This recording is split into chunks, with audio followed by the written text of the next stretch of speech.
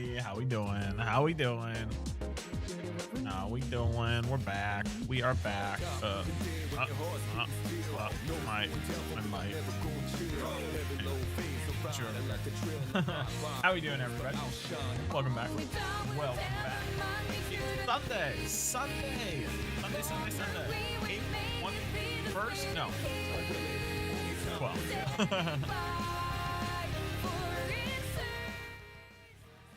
It is April 12th, 2026. It is Sunday. This is our first Sunday show of our daily show. That's fantastic. Today, we're going to be reading Storyworthy. On the weekends, I'm going to try to take, we're going to be more just kind of chill rather than talking about topics like we do during the week. On the weekends, we will be doing kind of other stuff like we did yesterday. All right, why is this mirrored? Hold on.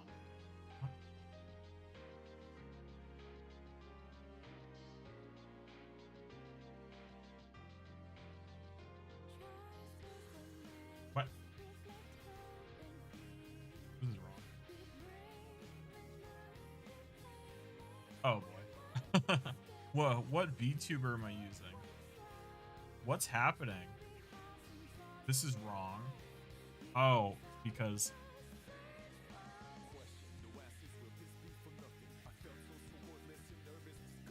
huh?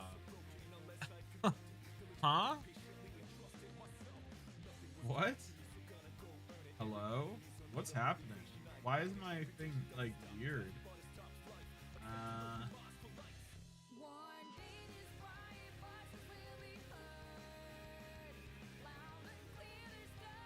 Huh? Hello, welcome. I'm gonna be honest, my camera's backwards. What's happening? Huh? What? What's happening? Why is my camera backwards? How does that even work? How does that even happen? Anyway, welcome everybody. We're gonna be doing some reading today. We're going to be reading Storyworthy. This is a book I have been reading on stream very, very slowly. We're going to be going through, we're going to be reading a page, and then we'll be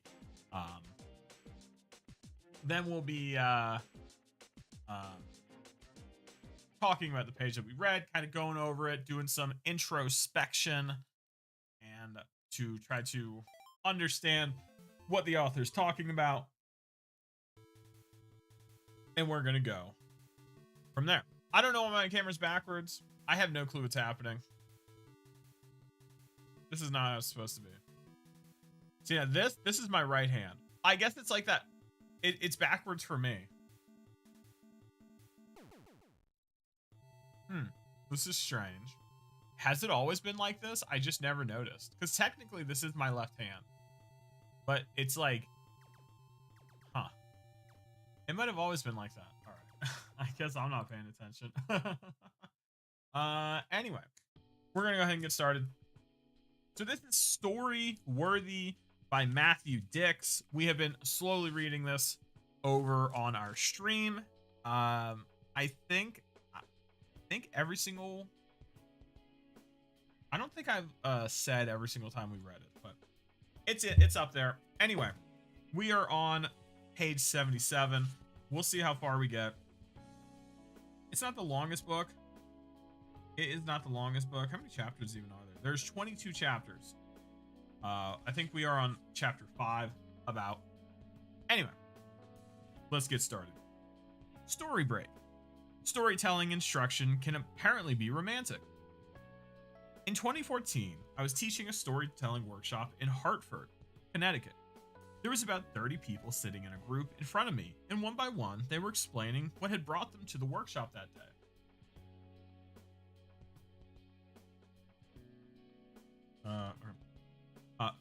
People attend my workshops for a wide range of reasons. There's business folks looking to improve their communication skills, attorneys and doctors wanting to explain things better to clients and patients, ministers and rabbis seeking ways to improve their sermons, Grandparents hoping to get their grandchildren to pay attention, archivists with basements full of stuff that they wanted people to see, people looking to improve their dating prospects. Knowing what has brought my students to a workshop can often help cater to their needs. And this particular one, I had already learned that one couple had driven from Toronto and another man had driven from Philadelphia to spend the day with me. I was not happy. I like a low bar. When people travel 8 or 10 hours to spend the day with you, the stakes are high. I pointed to a couple in the front row that I thought I'd recognize. And why are you two here? They explained that it was their wedding anniversary. In lieu of a weekend in Vermont, they chosen to spend their anniversary in my workshop. That's crazy. That's crazy. Those are some pretty high stakes. We attend your speak up events all the time, so we thought this might be fun too. They had even brought a bottle of champagne. It was an honor to have someone think that my workshop would be a good way to celebrate their anniversary. It was also unfairly nerve-wracking and set a bar way too high. It could be entertaining for 10 or 15 minutes on stage, but an 8-hour workshop? Not possible. Now that's kind of crazy. So that's the end of this page.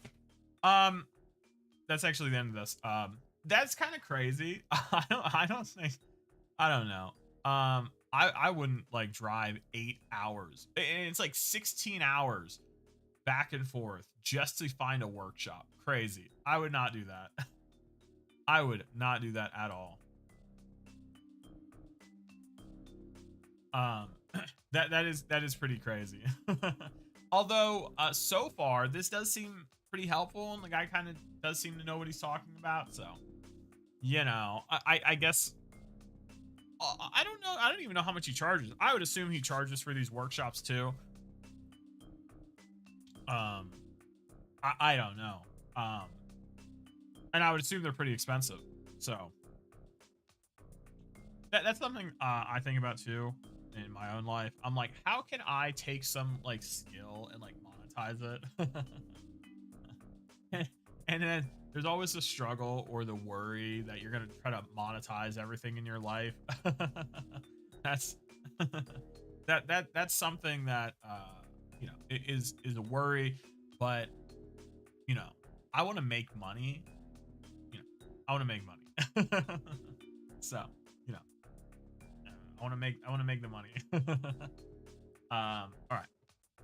Chapter 5. First, last, best, worst. Great for long car rides, first dates, and finding stories. First, last, best, worst. Just a run on. Just 4 words. I don't know what they mean. We're gonna see. Right. I spend a lot of time searching for stories.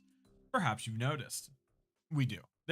So far, if you haven't read the book, the author gives so far 2 separate ways on trying to find stories. The first way is what they call homework for life.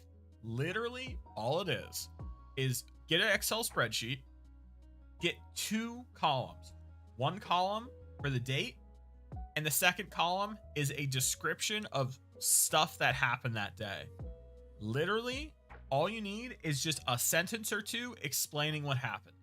That's it.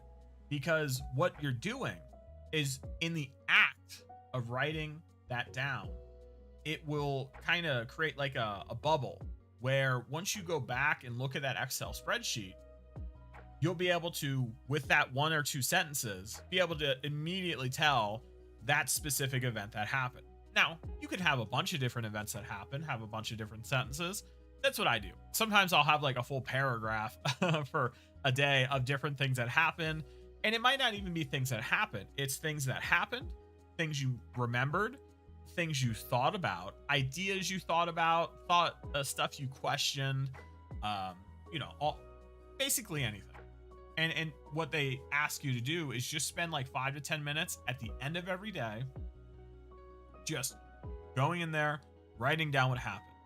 And eventually you'll start to be able to think of events as they're happening or almost immediately after they're happening you'll be able to start to tell when something is something you would write down regularly. Yeah, and like this happens to me too. I've been doing this for about a month or two now.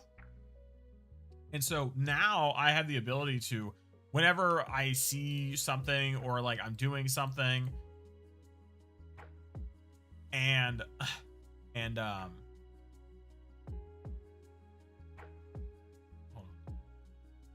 Whenever I see something or I'm doing something,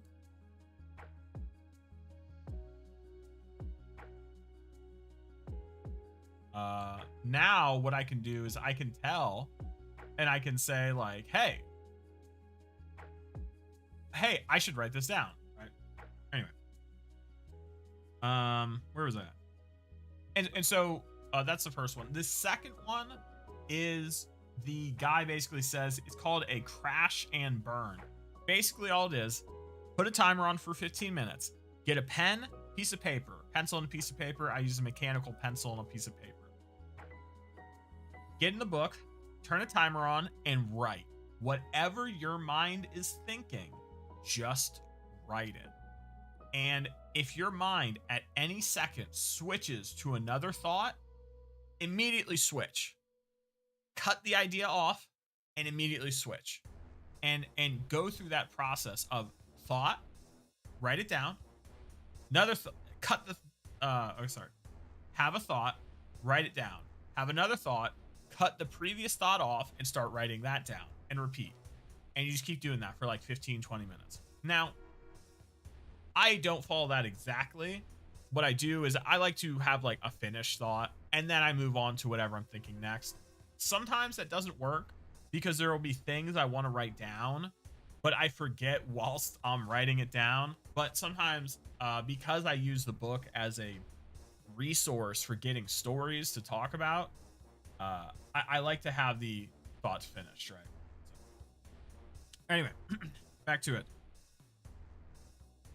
So, yeah. In truth, if I retired from storytelling tomorrow, I'd still be on a relentless search for new stories. Not only are stories the currency I need to continue entertaining audiences, but more importantly, finding new stories both fills in and fills out my life.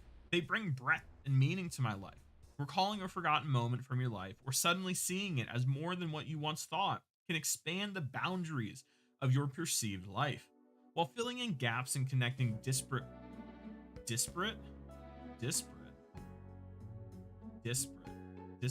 I think, is that the word? Disparate? Oh, hi Lily. How are you?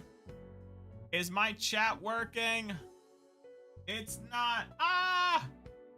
No. How are you, Lily? How was your weekend? It's Monday over there, right? I think it's morning over there, right? I hope you had a good Sunday. Hopefully you got some rest.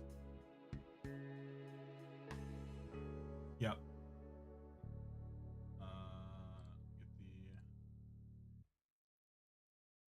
I gotta remember to do this from now on. It's been good? That's great. I'm happy to hear that. I am happy to hear that, Lily. We are reading. I don't know if you remember that book we were reading a while ago, Storyworthy. We're reading that again. So once I finished the stream yesterday, I actually got a community guideline strike. And they weren't too happy that I was just basically literally just like playing music videos just verbatim. They weren't too happy with that. And they made me they made me take 7 questions. They made me answer 7 questions to make sure I understood what was and wasn't a community guideline strike. Oh my goodness. Oh man. And so if so the VOD for yesterday's stream, it was weird because my computer kept crashing, but I deleted the VOD off the YouTube channel. If you were interested in watching it, it's on Twitch. I think going forward, if we go back and do another like concert thing, which we're gonna do. All right, that was too much fun yesterday to not do it again. We're gonna do it solely on Twitch. We're gonna do it solely on Twitch. Because otherwise they're gonna destroy me. So, but I'm reading Storyworthy kind of verbatim. So I'm trying to like read a page and then take a second to kind of talk about what we read. And so currently we're on chapter 5. Hello, parrot. Ooh, hello, ooh, ooh, ooh. How are you? How you doing? How you doing? I wish I could make my chat bigger. Why isn't? I wish I could make it like slightly bigger. Here I go again. Let me try to. I'm gonna try to. Anyway, a parrot. We're reading Harriot. Yeah, the gem.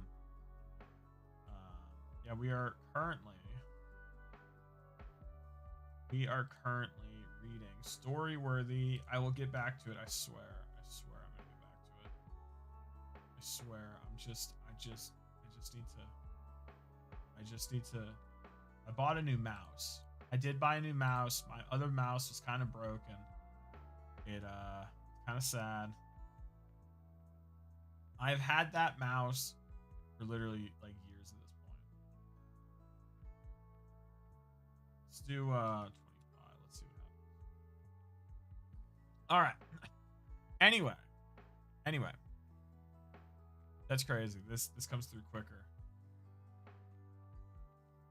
Okay. There you go. Anyway. Okay. Chapter 5. We're going to start it over. Not only are stories the currency I need to continue entertaining audiences, but more importantly, finding new stories both fills in and fills out my life. They bring breadth and meaning to my life, recalling a forgotten moment from your life or suddenly seeing it as more than what you once thought can expand the boundaries of your perceived life, while filling in gaps and connecting disparate memories into a more complete picture. Stories will fill both in the holes in the mental map of your life and help you see how expansive that map truly is. It's priceless. Let me explain. As you know, when I was 18 years old, I was kicked out of my childhood home. I wasn't physically removed, my clothes weren't tossed in the street, my parents didn't change the locks or stick a no trespassing sign on the front lawn. The expectation was simply that I would move out and make my own way upon graduating from high school. I didn't know that. I don't remember them telling that in the book. Maybe I've spent too long reading the book. I just don't remember their personal stuff. That's okay, I guess. Okay.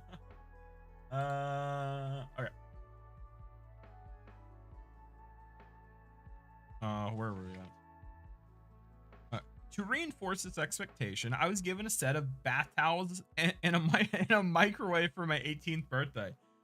Pots and pans and a toaster for Christmas, a vacuum cleaner on graduation day. The message was clear. It's time to hit the road, kid. Despite an excellent GPA and a list of extracurricular activities that included champion pole vaulter, middling bassoonist, op-ed writer for the school newspaper, and founder of the short-lived chess club, no parent, teacher, or guidance counselor ever spoke the word college to me. While my friends were being called out of class to discuss SAT scores, safety schools, and financial aid, I sat quietly at my desk and waited for my turn. It never came. I'll never understand why. As a result, I believe that college was not meant for me. I would have to find my own way. This was not going to be easy for me. I was not a terribly brave person. I was spectacularly unadventurous. I was a creature of routine and habit. I hardly felt equipped to take on the world. I grew up in a tiny town of less than 5,000 people and rarely strayed beyond the town limits. My family never went on vacations, never went to the beach or mountains or anywhere in between. I never traveled anywhere unless I was tagging along with friends or flying to California with the marching band. Now all of that ordinariness, all right, bro, what is this word? Now all of that ordinariness, what the fuck is this word? Ordinarious? Ordinariness. I have never seen ordinary said in this way before. I've never seen someone try to put ordinary and ness together. Literally ever. Is this a word? All right, it's a word. We learn something new every day. Now all of that ordinariness. All right, no, it does sound right. That sounds right. Okay. Was about to be upended with my graduation from high school. I was a small town boy who needed to suddenly find his way in the world, and I wasn't close to being ready. During my junior year, I took my first steps to try and secure my future. I applied for a job at a McDonald's restaurant in Milford, Massachusetts, and was hired on the spot. Within 6 months, I've been promoted to manager and was working full time despite my class load. I turned out to have all the quality needed in an effective restaurant manager. I was quick on my feet, made good decisions, kept my cool. I had the stamina work required to work 12-hour shifts without complaint. Hello, my phone. How you doing? Hope you're having a good night. Yeah, I remember when I was in high school, I remember being called into my counselor's office, and we would have the, hey, which college you going to? What are you thinking? What you feeling? And my plan always was to get out, work a year, and then go to college. Well, I worked 1 year, and then I worked 2 years, and then I worked 3, and then I worked 4, and so I never really got the chance to go to college. I still do want to, for other reasons. One day we will be talking about that's what my thoughts are on that. But I do remember in high school basically being given like, hey, which college you going to? And the crazy thing is here in America, because all colleges outside of the community colleges and like some of the state colleges, because basically all the colleges are like private, there's public ones too, but because of how expensive they are, colleges here in the States are like ridiculously expensive for the most part. You can go to a community college, and if you're not in the States, a community college is basically a local like college that you can go to. But the local college doesn't actually give you 4-year degrees. It'll give you, I think, associate degrees, so 1 year, and it might give you 2 years max. It doesn't go past 2 years. Now, this might vary depending on where you're at. But community colleges are basically a way for you to get it done at a cheaper price and then go into a 4-year college. But you don't have to be in that 4-year college for 4 years. You only have to be in it 2 years because you already did the 2 in the local college, right? And like they just don't really talk about this, and like they don't really talk about like the realities of it all, with like getting the money and like student loans and like all the different costs and like the breakdowns and how to understand what you're doing. And like most people would say go to community college, local college, and then go to a 4-year college, but the reality is I think okay, this is a bit complicated, but community colleges, only 13% of people that go to community college actually go to a 4-year college.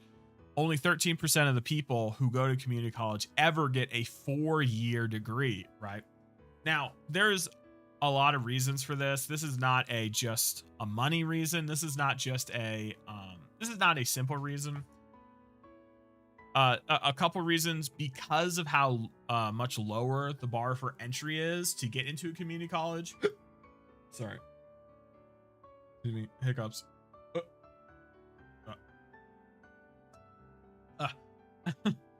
Because of how low the bar is for entry to get into community college, it's more people are going to come in, and so that kind of lowers the overall percentage. But also a lot of community colleges, not the ones near me, but I know Obviously, anecdotally, I don't know the specifics, but there are some places in the country where there's community colleges where what they teach you, you can't take to a 4-year college. You basically have to restart. So you can't transfer the classes and the credits you got into the 4-year college. It's a bit complicated. Not every single local college does this. I mean, it's a mess. It's a mess. The education system in the United States is a complete mess, and I think it needs fully reformed, like a complete reform of the education system in the U.S. Personally, I believe we need a unified public education. I think we got to get rid of private schools, charter schools. If you don't know what that is, it doesn't matter. It's very complicated. There's like a lot of like politics and stuff in it. I don't think we need private schools or charter schools. I don't think they actually benefit the country in any way. It just complicates the system tremendously. And oh god, there's too much to go into. Eventually we'll talk about it in like a more in-depth way. Maybe one episode we'll just talk about public education and like my thoughts on it. I have spent years and years thinking about this stuff, like looking up this stuff, researching this stuff, listening to different opinions on it, and I got to listen to more, obviously. My overall take is that it's a fucking mess. It's a mess. Where were we at? Oh, we were reading a book. That's right. I remember. Okay. As the eldest of 5 and a longtime leader in the Boy Scouts, I had acquired an innate understanding of how to motivate in a multitude of personalities. Most important, I had a desperate desire for someone, anyone, to finally notice me and acknowledge that I was capable of doing something well. Oh my god, same. I'm gonna be honest, any validation I get, it goes crazy. It does numbers on my psyche. I'll hold on to those compliments for years. I'll hold on to those compliments. That's why I love seeing people. That's why I like getting complimented. I like it. As a result, I worked my ass off to become the best McDonald's manager I could possibly be. During my senior year in high school, I was named Manager of the Year for my regional district, an award never before given to a high school student. I would win that award 3 years in a row. By the time I graduated from high school, I had a secure, albeit low-paying job that I could depend on, a stable source of income. But I still had no home, no prospect of a future residence, no idea how to rent an apartment or find a roommate. When the world lacked an internet, information was a premium, and I had none. While my friends were worrying about college acceptance letters and prom dates, I spent my senior year worrying about where I would be living in June. That all changed on that night in early May when Benji and I climbed into the cab of that idle bulldozer and planned our future together. What? Benji was finishing his freshman year at Bryant University in nearby Smithfield, Rhode Island. Tired of living in the dorms, Benji asked if I was willing to move in with him, off campus while he finished his last 3 years of school. As you already know from chapter 2, I said yes. But what you don't know is that I practically shouted my answer into the night. I breathed an enormous sigh of relief. I'd found my next home. Bengi and I moved into a townhouse in Attleboro, Massachusetts, with a third friend named Tom, who lasted less than a year before returning home broke. Attleboro was equidistant from Bryant University and my restaurant, making it an ideal location for us, but neither of us knew the area well. We found a grocery store,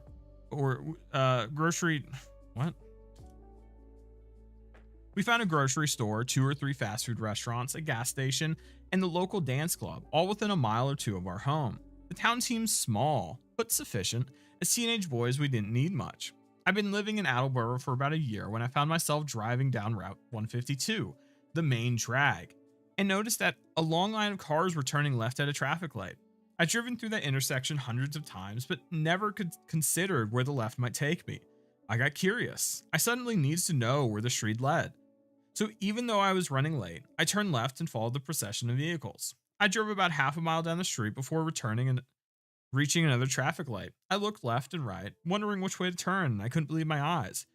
I had discovered another main drag, bigger than the one I'd been just driving on. Just from this spot in the intersection, I could see a McDonald's restaurant, a Kentucky Fried Chicken, a bowling alley, a pizza place, a sandwich shop, another grocery store, and much more.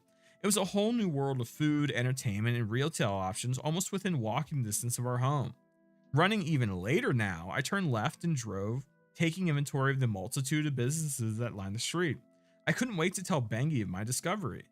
As I passed a pair of gas stations, I saw on the ramp to Interstate 495, a highway I drove on almost every day of my life, and just like that, enormous pieces of my mental map of the area clicked into place. Sections of one part of town connected with another, and in an instant, my understanding of Attleboro's geography coalesced in my mind.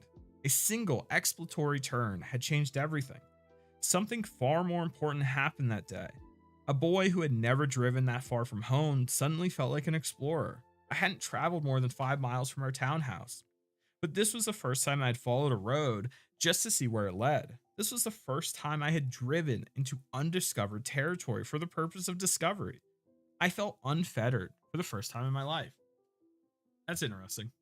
Yeah, I do have pretty good mental maps of places, and I have had this happen before too, where where I'm out and I go and try to like explore different areas, and it'll help kind of fill out the geographic map in my head, so I have a better idea how to get around. It is always pretty interesting. It's always pretty interesting. All right, where are we at? Oh boy. Okay. We are nowhere close to being done, and it is 9:30. Okay. This was fun. I'm probably gonna call it here. Maybe you can get some other stuff done. All right. Yeah, we're gonna call it here. That was fun. I enjoyed that. We're gonna read some more eventually. We'll probably be back next Sunday to read this. I'll be back tomorrow though, 9 o'clock. We're gonna get back to our usual talking about, I don't know. I don't know. We'll figure it out. And with that being said, thank you for joining me. My name's Snowy Lotus. I hope you have a good rest of your weekend. And if I see you tomorrow, I'll see you tomorrow. Otherwise, you have a good rest of your week. Yeah. Bye. Good night. And as always, see ya. See ya. Bye bye. Bye bye. Bye bye.